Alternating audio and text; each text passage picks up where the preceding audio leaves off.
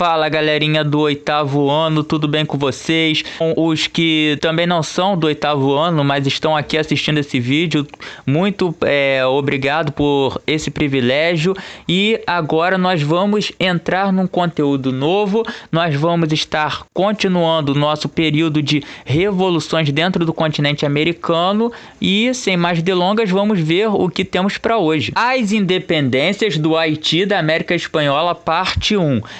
Pessoal, parte 1 por quê? Porque eu acredito que vai ficar muito longo se botar todas as independências, né, todos os movimentos revolucionários do continente americano. Então hoje a gente vai começar falando do movimento do Haiti, de independência do Haiti, e também de alguns movimentos da América Espanhola. E para o segundo vídeo, vocês sabem, teremos mais movimentos de independência, mais revoluções, e não vou dar mais spoilers, vamos ver o que está acontecendo neste momento do século XVIII ali no continente americano. Começaremos pela independência do Haiti. Pessoal, o Haiti ele era uma ilha que era colonizado pelos espanhóis e que teve sua parte ocidental dominada pelos franceses no século XVII. Vamos entender um pouquinho disso. Pessoal, podemos ver pela imagem que o Haiti, na verdade, ele é parte de uma ilha. De um lado ficou, né, o que a gente chama hoje de República Dominicana. A República Dominicana ela continuou sendo um domínio espanhol, uma colônia espanhola, enquanto o Haiti passou a ser uma possessão francesa a partir do século XVII. Então uma parte da ilha falava francês e a outra parte da ilha falava espanhol, porque uma parte era dominada pelos colonos espanhóis e outra pelos colonos franceses. Daí, pessoal, podemos dizer que os colonos franceses, eles usavam a economia baseada na plantation. E falamos da plantation no vídeo da Revolução Norte-Americana, quando estávamos falando da característica econômica das colônias do Sul. Então, para ver a explicação da plantation, é só clicar aí no cardzinho da Revolução Norte-Americana. E o que acontece? A exportação da colônia, né, no caso do Haiti, era baseada no açúcar, exportação de açúcar para a Europa. E falando de plantation, quer dizer que a mão de obra utilizada era mão de obra escrava, originária da África. No entanto, esse sistema de plantation ali na colônia do Haiti durou até o século XVIII, porque as ideias iluministas e também a Revolução Francesa, que tinha sido deflagrada ali no final do século XVIII, vai inspirar com que haitianos, principalmente os negros que estavam sendo escravizados, se mobilizassem dentro da ilha, fizessem a revolução contra os seus senhores franceses e assim buscasse a independência do Haiti. Os líderes dessa revolução haitiana, da independência do Haiti, foram Toussaint e Dessalines. E pessoal, qual é a semelhança entre as figuras de Toussaint e Dessalines? Primeiro, eles eram ex-escravos, né, afrodescendentes, que estavam buscando a independência do Haiti, não só a independência do Haiti, como a libertação dos escravizados. O Toussaint, ele liderou, né, ele iniciou essa liderança, ele consegue inicialmente fazer essa independência do Haiti, se torna líder político, mas depois ele é preso na França e termina morrendo na prisão. E quem completa a independência, então, vai ser o Dessalines, que vai completar essa independência, vai decretar o fim do domínio colonial francês sobre o Haiti. E a semelhança, além deles serem negros, afrodescendentes, ex-escravos, é que eles se vestem como franceses, porque eles acreditavam nessa representação francesa, que como as ideias iluministas falavam que todo cidadão ele é igual, né, perante a lei, defendia essa questão da igualdade, eles queriam se ver como iguais, como representantes da República do Haiti dentro da França. Então assim eles se vestiam como franceses, com a roupa da República, né, de um soldado republicano, para serem vistos como políticos republicanos com ideais iluministas. Bem, pessoal, o resultado eu já disse aqui. Eles conseguiram fazer a independência do Haiti. E essa independência independência do Haiti ela é muito importante porque foi a primeira independência de uma colônia da América Latina. O que significa isso? Significa que as colônias que falavam português, espanhol, francês, né, que são línguas originárias do latim, a primeira que conseguiu ficar independente foi esse pedaço de ilha ali no Caribe, na América Central, que foi o Haiti. E não foi uma independência qualquer, foi uma independência feita pelos ex-escravos. Além deles conseguirem a independência do território, né, colonial da França, eles conseguiram também ser a primeira colônia a decretar o fim da escravidão na América, e ali sim, em toda a América, incluindo a América anglo-saxã, né, que no caso é os Estados Unidos e o Canadá. O primeiro país independente a declarar o fim da escravidão foi o Haiti, muito por conta dessa questão que os protagonistas foram os ex-escravizados, ou melhor, não só os ex-escravizados, como os escravos, né, os que eram ainda escravos dentro da ilha. E aí o que acontece, pessoal? Com a independência do Haiti ocorreu o fenômeno chamado de haitianismo. O que é o haitianismo? O haitianismo foi o medo que os colonos, né, no caso as metrópoles espanhola e portuguesa, tiveram de os escravizados, os negros escravizados dentro da América Espanhola e da América Portuguesa se mobilizarem para fazer a independência, a libertação dos escravos e a independência de suas colônias. Então, o Haiti, o fenômeno que ocorreu no Haiti, ficou sendo visto com medo entre os principais governantes de Portugal e da Espanha, que agora temiam que suas colônias fossem perdidas devido a esse fenômeno do Haiti, o haitianismo. Temiam não só que suas colônias fossem perdidas, mas que também seus escravos se rebelassem querendo o fim da escravidão. Pois bem, pessoal, o temor da metrópole espanhola, né, no caso da Espanha, do reino espanhol, ele se concretizou de alguma maneira. Por quê? Ali também, entre os séculos, final do século XVIII, início do século XIX, mas no século XIX vai acontecer as independências na América Espanhola. E um conjunto de fatores vão favorecer essa independência. Entre eles estão a flexibilização do comércio nas colônias, acabando com o exclusivo comercial. Ou seja, pessoal, o pacto colonial, que a colônia ela só podia comercializar com sua metrópole, isto é, os colonos, né, a colônia da América, ela só podia vender os produtos produzidos aqui para, no caso, as colônias espanholas só poderiam vender para a Espanha. Isso vai acabar. Isso acaba no reinado de Fernando VII, que ele vai querer o quê? Ele vai querer flexibilizar não só Fernando VII, mas o reinado dos Bourbons. Vamos botar assim, da família Bourbon. Então, com os Bourbons, isso acaba. Essa questão do exclusivo comercial.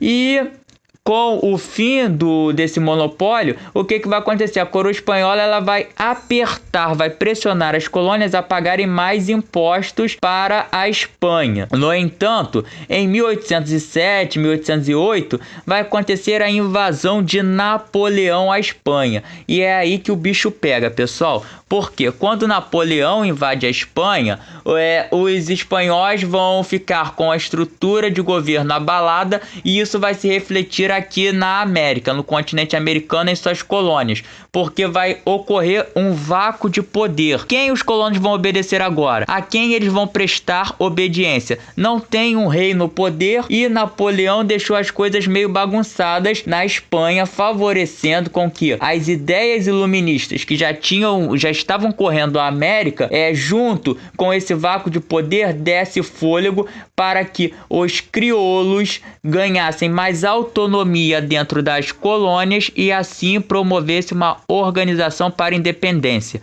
Mas aí vocês podem me perguntar, crioulos? Quem são os crioulos? Como assim, professor? Não entendi. Então vamos explicar quem eram esses crioulos agora. Bem, pessoal, dentro da América Espanhola existia uma divisão social. E aí nós temos uma pirâmide social que representava bem isso. No topo dessa pirâmide estão os chapetones. Quem são os chapetones? Os chapetones são os espanhóis que saíram da Espanha e vieram morar aqui na América. Esses daí é que faziam parte do topo da pirâmide, porque esses camaradas é que eram responsáveis pela administração das colônias espanholas aqui na América. E os crioulos, eles são os filhos desses espanhóis nascidos aqui na América. Então, quem são os crioulos? São os filhos dos espanhóis, dos chapetones, nascidos no continente americano. Esses crioulos é que vão começar a ganhar poder. Quando o exclusivo comercial acaba, eles começam a acumular mais capital e com o vácuo de poder na Espanha, devido à tomada da Espanha por Napoleão, esses crioulos eles vão construir juntas políticas, juntas governamentais para governar as colônias. E quando eles gostam do poder, eles vão querer diminuir os impostos perante a colônia espanhola, não vão querer pagar, na verdade, mais impostos e vão querer, através das ideias iluministas, constituir repúblicas dentro da América. Ou seja, a América vai começar a ter repúblicas. Aí depois dos crioulos nessa pirâmide social, nós podemos ver os mestiços, que são quem? São os filhos dos espanhóis com as indígenas e também com as mulheres africanas. Também tem os indígenas debaixo dos mestiços e, por último, ali na base da pirâmide social, nós temos os escravos africanos, que eram poucos dentro das colônias da América Espanhola, mas eles existiam sim, existia o trabalho de escravos africanos dentro das colônias espanholas na América. Bem, pessoal, o primeiro movimento que buscou, almejou a independência, nós vamos ver aí agora, foi o movimento de Tupac Amaru II, que acontece ali no Peru. Ele vai querer o quê? A independência do vice-reinado do Peru. Esse camarada, o Tupac Amaru II, na verdade ele se chamava José Gabriel e ele era descendente de indígenas do Império Inca. Pela imagem, pessoal, podemos observar, né, que os traços indígenas de Tupac Amaru II não deixa de negar, né, as suas origens. E o que acontece? Ele, por ser descendente de indígena e ver que o povo indígena estava sofrendo pressão dos espanhóis, porque eles queriam que os indígenas pagassem mais impostos para a coroa espanhola através da mita, ele vai organizar uma revolta, vai mudar o seu nome de José Gabriel para Tupac Amaru II, em homenagem ao seu ancestral, que foi o imperador Inca Tupac Amaru I, que foi assassinado pelo conquistador espanhol Francisco Pizarro. Aí vocês podem me perguntar, professor, mas valia a pena toda essa revolta? Poxa, ele era descendente ancestral do Império Inca. O cara, se vocês forem pegar a história dele todinha, bonitinha, vai ver que ele estudou nas melhores universidades espanholas, ele tinha todo um privilégio. Porque ele vai se revoltar tanto, pessoal? Porque a mita era um imposto que já existia desde a época do Império Inca, porém ele foi modificado, alterado pela coroa espanhola para que fosse um tributo que os povos indígenas deveriam pagar aos espanhóis. De que maneira? Indo para as minas de prata, principalmente as minas de prata de Potosí, que tá aí na imagem, ó, que era uma mina enorme, que o topo dela era feito de prata. E o que acontece? Ela ficava no morro muito alto. Era um negócio que não dá para respirar. As pessoas não conseguiam respirar direito, as pessoas tinham que ir lá direto. E o que acontecia? Mortes.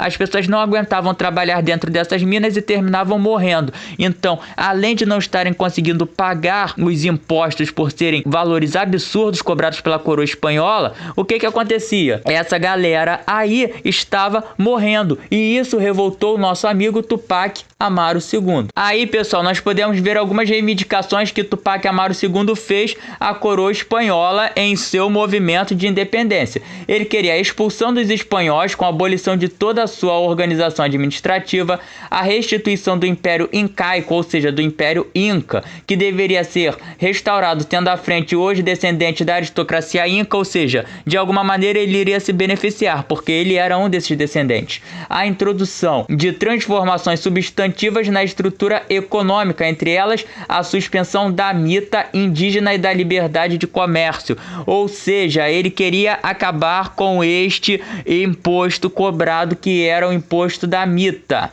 Por quê? Porque foi um imposto que estava beneficiando apenas os espanhóis com a extração da prata dessas minas do Império Inca, e fez com que só os espanhóis enriquecessem. Os indígenas mesmo, eles morriam extraindo esse ouro e não ganhavam nada em troca. Oficialmente eles ganhavam, mas na prática a gente percebe que o que eles ganhavam em troca era apenas a morte, a exaustão e a falta de ar que eles sentiam trabalhando nessas minas. Por essa revolta era atender exclusivamente um clamor popular, está ligado muito ao povo, o que vai acontecer, pessoal? Os crioulos, que são os filhos de espanhóis nascidos na América, eles não vão querer se meter muito nessa briga do Tupac Amaru II. Eles vão pensar o seguinte: não, essa briga é briga de índio, briga de indígenas contra a coroa espanhola, vamos ficar neutro aqui, vamos aguardar o resultado. O que acontece? Por eles não terem o apoio político e econômico dos crioulos, a revolta de Tupac Amaru II termina não dando certo. Eles são derrotados pelo exército espanhol, da coroa espanhola,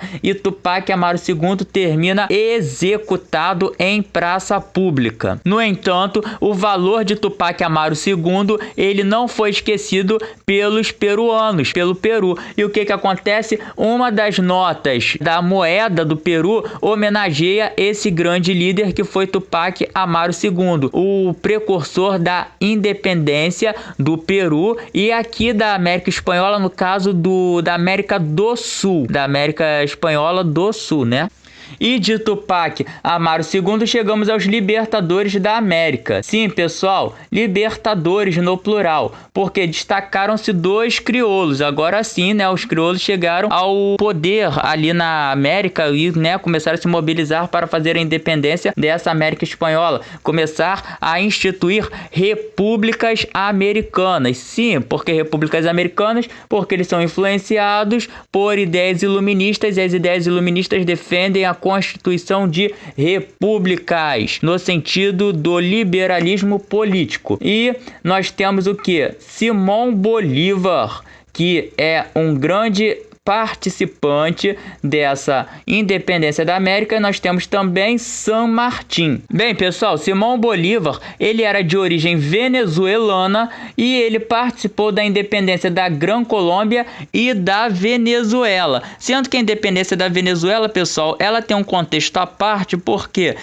com o vácuo de poder ali da coroa espanhola devido à invasão napoleônica, quem vai começar a comandar a Venezuela vai ser um militar chamado Vicente Emparan, mas só que os venezuelanos não aceitam esse cara no poder. E aí, em 1810, começa um movimento ali para a independência da Venezuela, e em 1811 é anunciada uma constituição para a Venezuela, declarando a Venezuela independente. Obviamente, a Espanha não vai aceitar essa independência e vai enviar tropas espanholas para combater esses rebeldes. Mas aí vai ocorrer um terremoto em 1812 na Venezuela e vai favorecer aos crioulos, e na Batalha de Carabobo, o Simão Bolívar, que está aí na foto, ele vai garantir a vitória dos venezuelanos, a vitória dos americanos sobre os espanhóis e vai decretar a independência da Venezuela.